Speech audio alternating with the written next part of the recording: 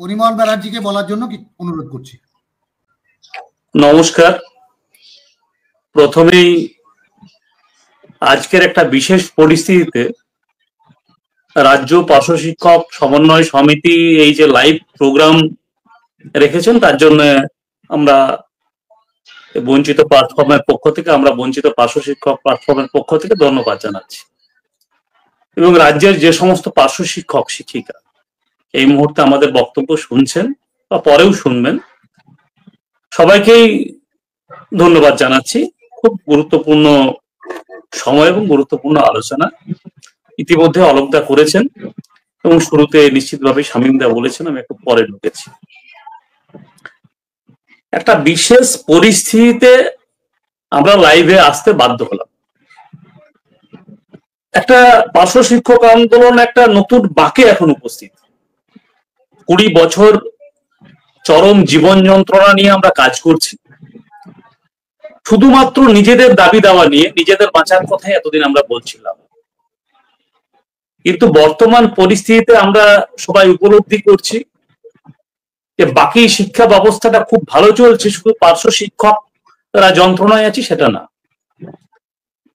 এই পরিবর্তনের পর গোটা শিক্ষা ব্যবস্থা চরমভাবে আক্রান্ত শিক্ষার্থী, আক্রান্ত শিক্ষাঙ্গন এবং আক্রান্ত বঞ্চিত শিক্ষক।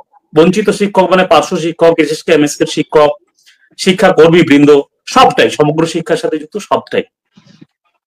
এবং এই সবটা নিয়ে এই সমগ্র শিক্ষা বাঁচাও আন্দোলন বলছি আমরা, এই পর্যায়ে ঢুকেছি। তার গণকনভেনশন হলো গত 23শে মার্চ।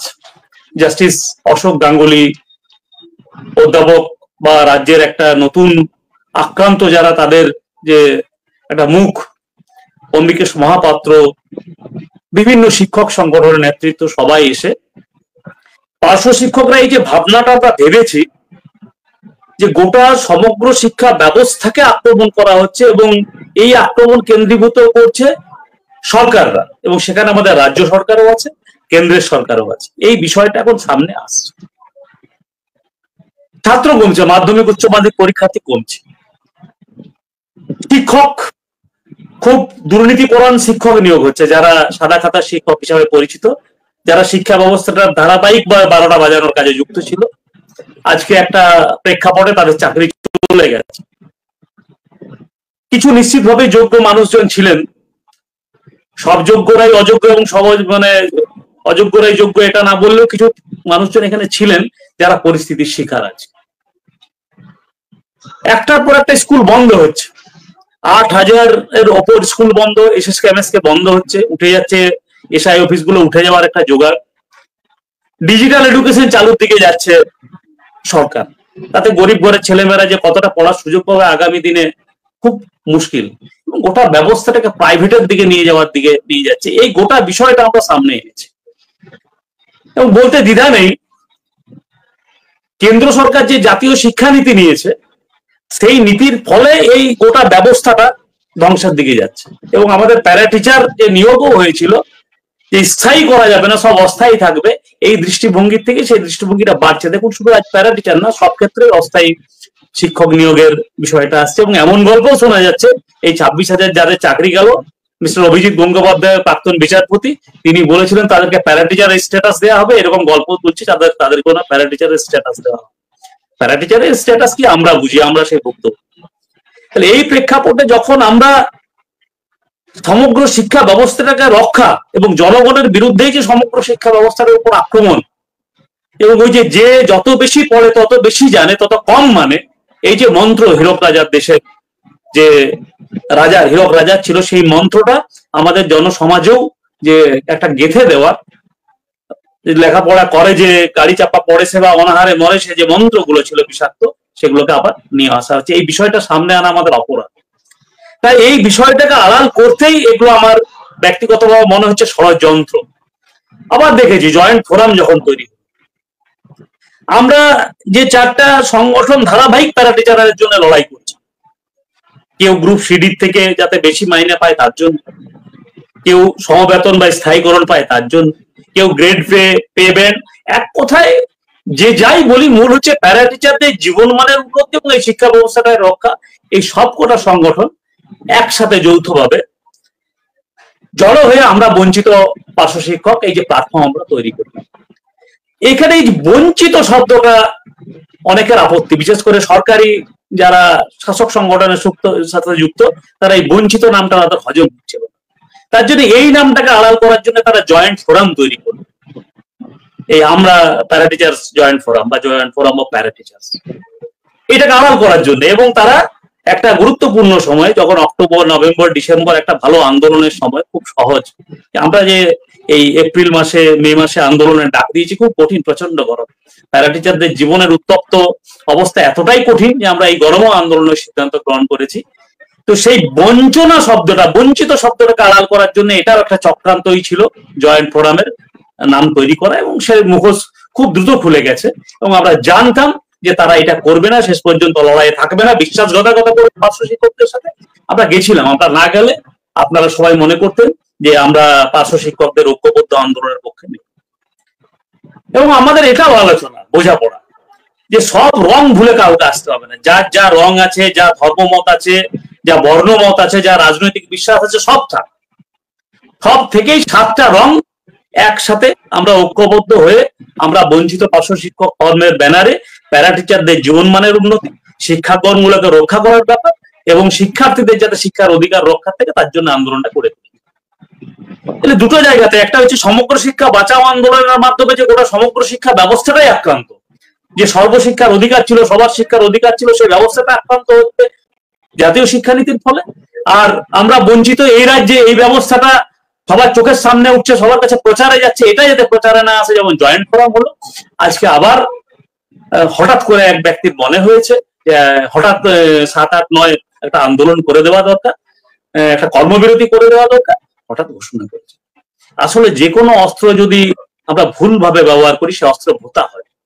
খুব সফল কর্মবিরতি রাজ্যের প্যারা টিচাররা গত 27শে ফেব্রুয়ারি করেছে, সব জেলায় ডেপুটেশন দিয়েছেন, ব্যাপক প্যারা টিচার ঐক্যবদ্ধ হচ্ছেন। প্যারা টিচারদের যে মানুষের, প্যারা টিচারদের আবেগ, রাজ্যের মানুষের আবেগ, যে সব প্যারা টিচারের সবাই ঐক্যবদ্ধ হোক এবং ঐক্যবদ্ধ হয়ে লড়াই করে নিজেদের দাবি ছিনিয়ে আনুক, এই শিক্ষা ব্যবস্থাটাকে রক্ষা করুক, শিক্ষার্থীদের অধিকারটাকে রক্ষা করুক, সে ঐক্যবদ্ধ হওয়ার প্রয়াসটা অনেকে ভালোভাবে মেনে নেয়নি।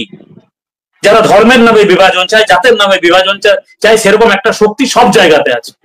তাহলে যখন আমরা ঐক্যবদ্ধ করে প্রয়াস করছি, একটা শক্তি নিশ্চিত ভাবেই এটাকে ভাঙার চেষ্টা করবে। এবং এর আগেও ফোরাম গঠনের সময়তেও দেখেছি, আমরা যখন 6ই ডিসেম্বর আন্দোলন করলাম, আবেদন সমাবেশের আন্দোলন, সরকারের কাছে আবেদন নিবেদনের আন্দোলন, চরম বিরোধিতা যারা করলেন, যারা বললেন সরকারের সাথে আপোষ করতে হবে, সরকারের কাছে মাথা নিচু করতে হবে, সরকারের পায়ে পড়তে হবে,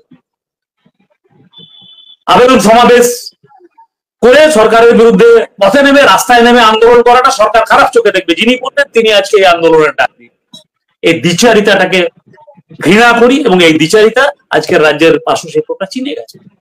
আমি আবেদন করব, আপনি খুব গুরুত্বপূর্ণ মানুষ ছিলেন, রাজ্যের পার্শ্ব শিক্ষক আন্দোলন আপনাকে যথেষ্ট সম্মান দিয়েছিল, এবং যেটা সব থেকে ভয়ঙ্কর ব্যাপার, আপনি ওই যে একক স্বৈরাচারী যে মনোভাব, ব্যক্তিকেন্দ্রিক যে মনোভাব, যার জন্য ঐক্যমঞ্চ ভেঙে চুরমার হয়ে গেছে, ঐক্যমঞ্চের আজকে অস্তিত্ব নেই, ঐক্যমঞ্চে কোনো সংগঠন এই মুহূর্তে নেই।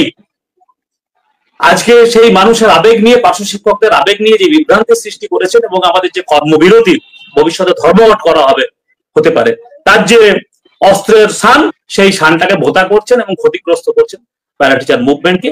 এটা দয়া করে অনুরোধ করব, হাত জোড় করে অনুরোধ করব, এই মুহূর্তে ঐক্যবদ্ধ পার্শ্ব শিক্ষক আন্দোলনের সাথে এটাকে প্রত্যাহার করুন। কারণ ইতিমধ্যেই গণকনভেনশনে আহ্বান জানানো হয়েছিল, সব জেলায় গণকনভেনশন করা, এবং আগামী 23 তারিখ থেকে লাগাতার অবস্থান বিক্ষোভ, তার জন্য প্রস্তুত নেওয়া। এবং এই মুহূর্তে আমরা যেহেতু বলেছি আক্রান্ত শিক্ষার, কমে যাচ্ছে শিক্ষার সুযোগ, স্কুল থেকে ছেড়ে দিচ্ছে ছাত্রছাত্রীরা পড়াশোনা, সেই শিক্ষার্থীদের প্রথম গুরুত্বপূর্ণ পরীক্ষা এই সময় সমস্ত আপার প্রাইমারি, হাই স্কুলে চলছে।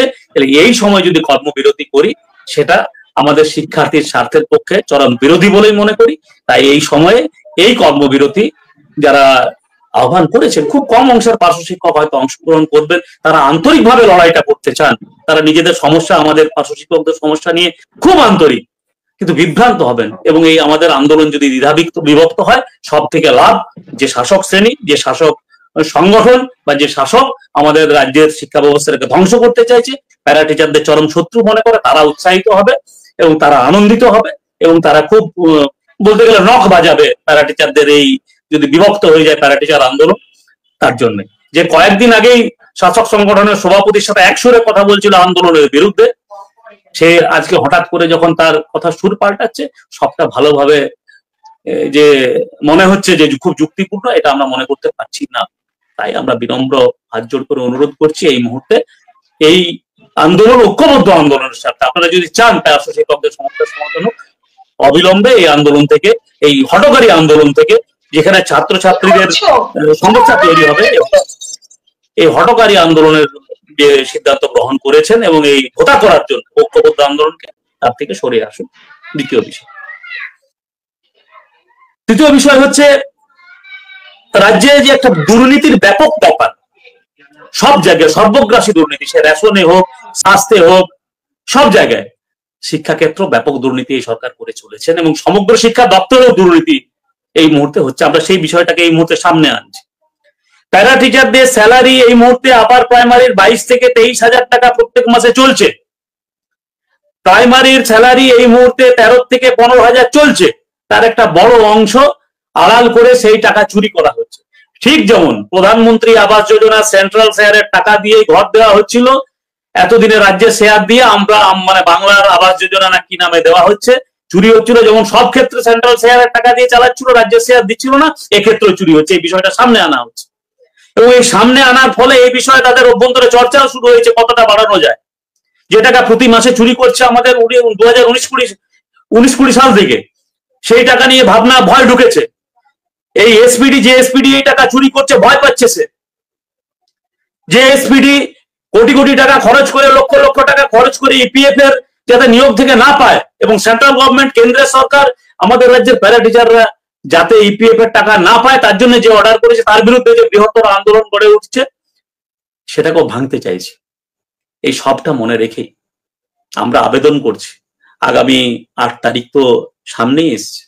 8 তারিখে তো ওই 2019 সালের 16ই আগস্টের যে ঐতিহাসিক আন্দোলন হয়েছিল, সেই সময় সবাই ঐক্যবদ্ধভাবে যে আন্দোলন করেছিলাম, তার কেস, তার মামলা, এই আজকে রাজ্যের পার্শ্ব শিক্ষক আন্দোলনের সব থেকে গুরুত্বপূর্ণ নেতৃত্ববৃন্দর সমন আছে বিধাননগর কোর্টে।